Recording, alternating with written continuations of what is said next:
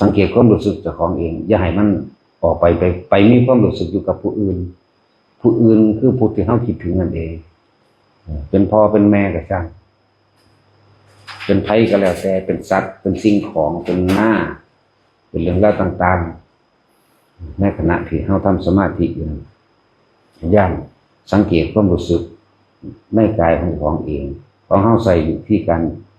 จุดเริ่มต้นก็คือหน้าผากนี่เองเรียกว่าอุณาโลมอยู่แค่นี้แต่เฮาอยู่ในความรู้สึกในกายเองผู้ที่เรียกเป็นสำนวนโวหารที่ว่าจิตเมื่อเข้าถึงพุทธะ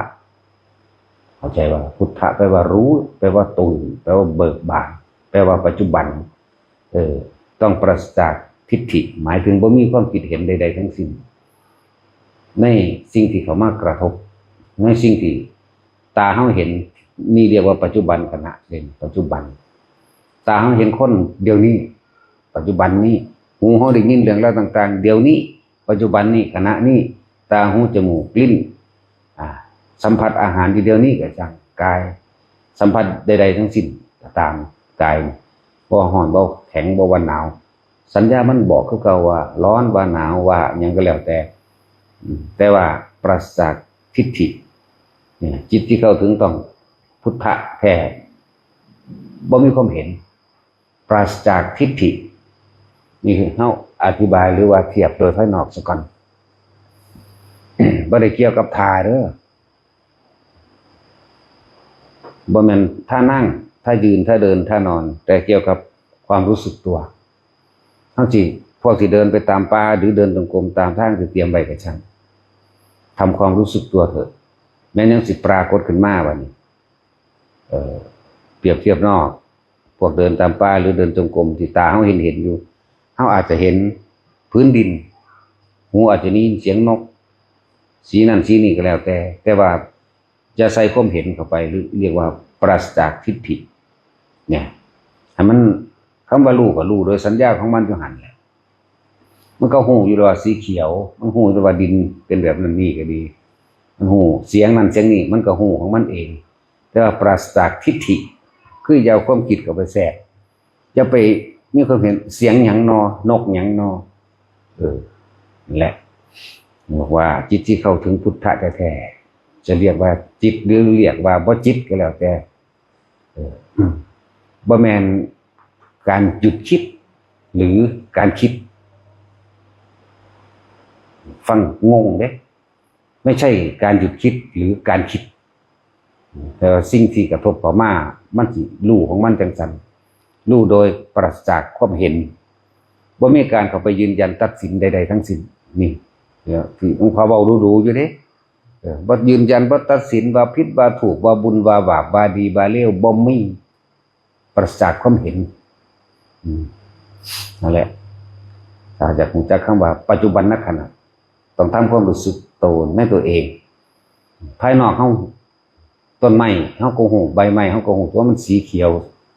นั่นนี่สีนั่นต้นไม้นั่นนี่สีเขียวหรือดอกไม้สีนั่นนี่เห็นซื่อๆโดยบ่คิดได้บ่อยากสิบอกว่าโดยบ่คิด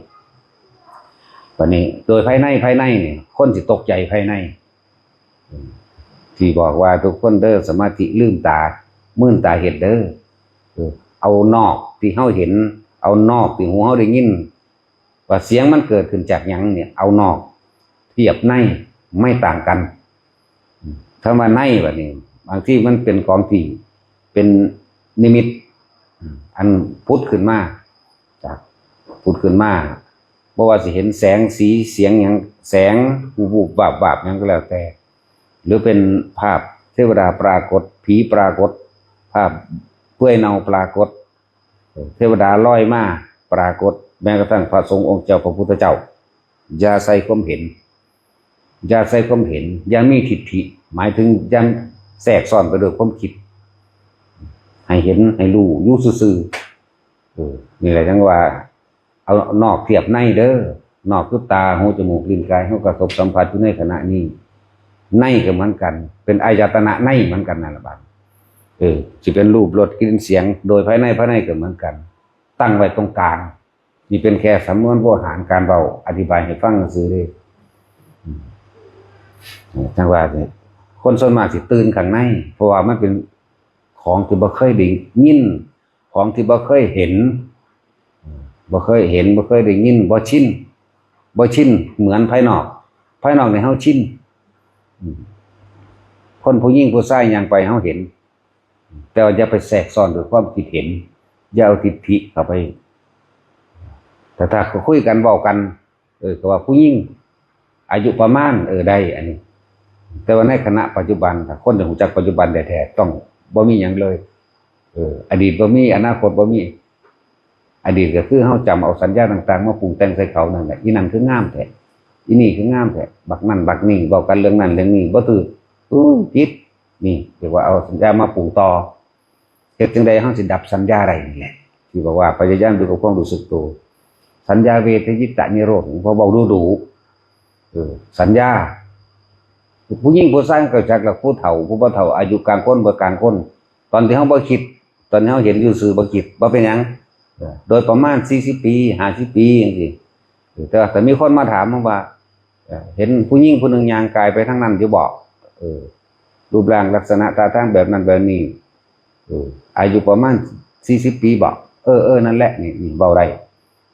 แต่เวลาอะไรจังหวะดับสัญญาโดยอย่าแทรกอย่าใส่ทิฏฐิอย่าใส่ความคิดอย่าใส่ความเห็นอย่าสรุปอย่ายืนยันอย่าตัดสินดับถ้าบ่มีความคิดแล้วเวทะหมายถึงเวทนาก็รู้สึกทั้ง3อย่างพอใจไม่พอใจกับอุเบกขาเกิดบ่ได้เลยเกิดบ่ได้มันก็นิโรธดับหยังดับความคิดนั่นแหละแต่ว่าบ่ได้ไปตั้งใจดับตัวเราไม่ใช่การหยุดคิดหรือการคิดเอาไปพิจารณาดีๆพอไปเจอสภาวะภายในก็สิไปหาความหมายมันเฮ็ดหยังว่าเกิดขึ้นจากหยังคือหยังเหมือนที่เพิ่นเทียบพุทธเจ้าเทียบเมื่อลูกศรปักเมื่อเขายิงธนูลูกศรมาปักตรงขาของเธอสิไปถามหาว่าไผเป็นผู้ยิงใครเป็นคนยิงเราด้วยเรื่องอะไรลูกดอกนี่ทำด้วยไม้อะไรอยู่หั่นบอกต้องถอนออกเลยก็แต่พี่จะใส่ความเห็นทางนี้จังหวะทุกคนพยายามอยู่กับความรู้สึกตัวเองให้มากบางคนก็อยู่ในความรู้สึกตัวเองกับลมหายใจนี่เรียกว่ากายในกายนี่คือเขาบางคนก็อยู่กับความรู้สึกเวทนาในเวทนาของกายนี่ก็อื่นว่ากายเวทนาเหมือนกัน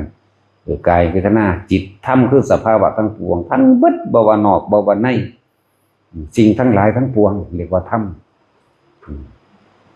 ธรรมาปภาวะเยนี่คือสิ่งทั้งหลายทั้งปวงที่มันเกิดขึ้นอุบัติขึ้นให้พวกเฮาหูเฮาเห็นแต่ที่สำคัญถ้าเฮาฝึกดีแล้วพยายามอยู่กับความรู้สึกจนมั่นคงดีแล้วตั้งมั่นดีแล้วแล้วก็ทำความเข้าใจว่าจะแทรกซ้อนไปโดยทิฏฐิที่จะมีความเห็นไม่ใช่การหยุดคิดหรือการที่ไม่คิดไม่ใช่หยุดคิดหรือไม่คิดเอาดีๆเด้อแค่ว่าคิดซื่อๆเนี่ยมันจบหรอเข้าใจว่าล่ะนั่นแหละเดินทางนี้จิตที่เข้าถึงพุทธะต้องปราศจากความคิดปราศจากความเห็นจึงจะเป็นอิสระเพราะการคิดย่อมมีการสรุปผลยืนยันตัดสินว่าผิดว่าถูกว่าดีว่าเลวว่าบุญว่าบาปเข้าใจว่าล่ะมันต้องบ่มีอย่างเลยนี่เป็นแค่สำนวนโวหารที่เบาซื่อๆเด้นั่นแหละเอาพอ